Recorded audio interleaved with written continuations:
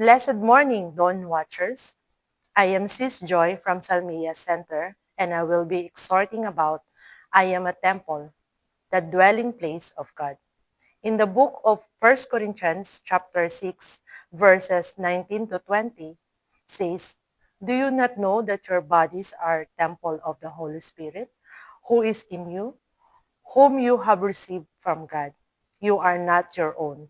You were bought at a price, therefore, honor God with your bodies.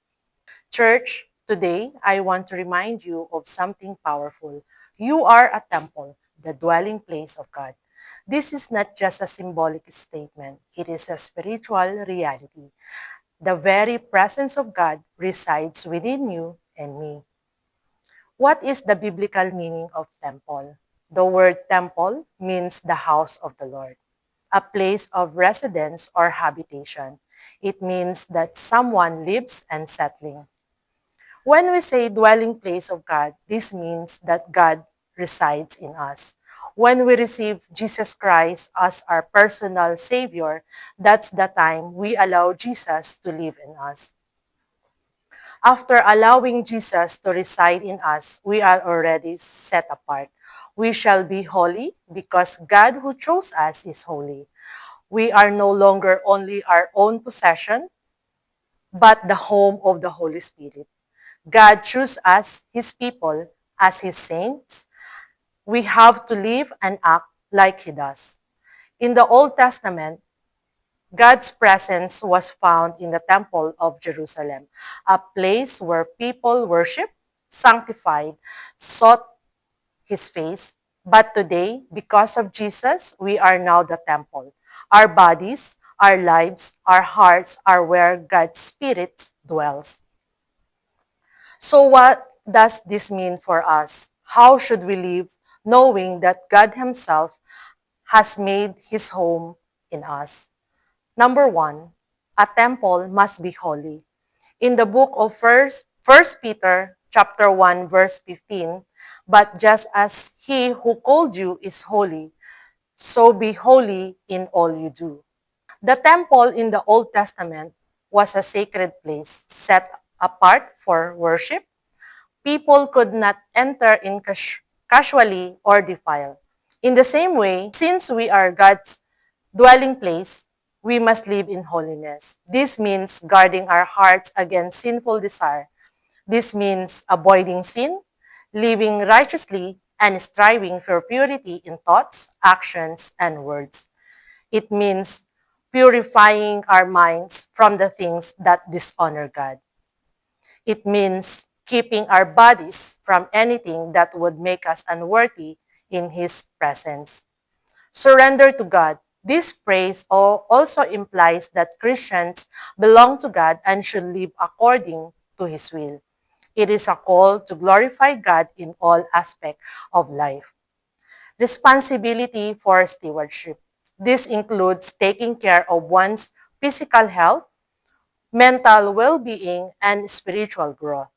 Living in a way that honors God involves making choices that reflect His presence within. If you are a temple, you are valuable, set apart, and purposefully designed for God's glory. This truth should inspire confidence, a sense of belonging, and a deeper commitment to walking in faith. Church, if God is living in you, then every part of your life should reflect His holiness. Number two, a temple must be a place of worship.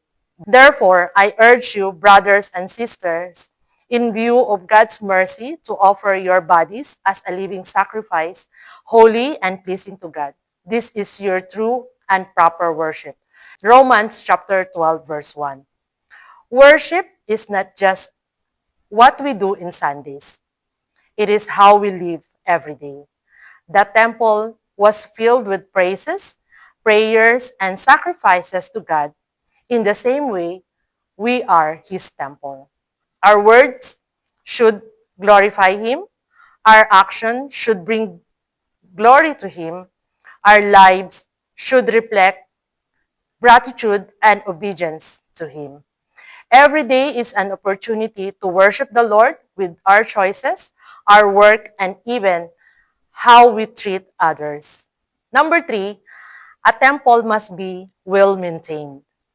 Just as the priest in the Old Testament cared for the temple, making sure it was clean and in order, we must take care of the temple that is our body and soul.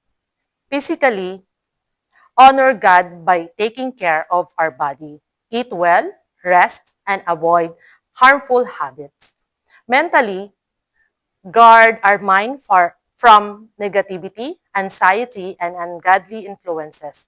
Meditate on God's Word.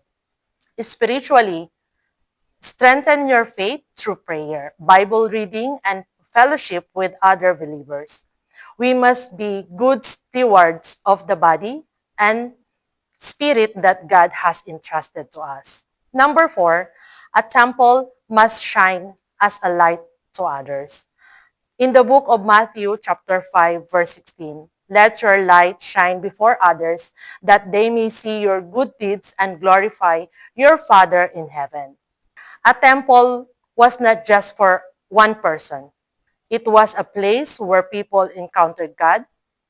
As God's dwelling place, you are meant to reflect His light to others. Your life should be a testimony of God's power and love. Your words should bring encouragement and truth. Your actions should point others to Jesus. If God is truly living in you, then the world should see something different in you. In conclusion, brothers and sisters, you are not just anyone. You are a temple, the dwelling place of God. This truth should change the way we live. Live in holiness, worship God in all you do, take care of your body and soul, shine as a light to others. Let this be your declaration today. I am a temple of God. His Spirit lives in me, and I will honor Him with my life. Let us pray. Heavenly Father, thank you for making us your dwelling place. Help us to live in holiness, to worship you in all we do, and to be light to those around us. Purify our hearts and strengthen our faith that we may glorify you in every aspect of our lives. In Jesus' name, amen. Thank you and have a blessed day.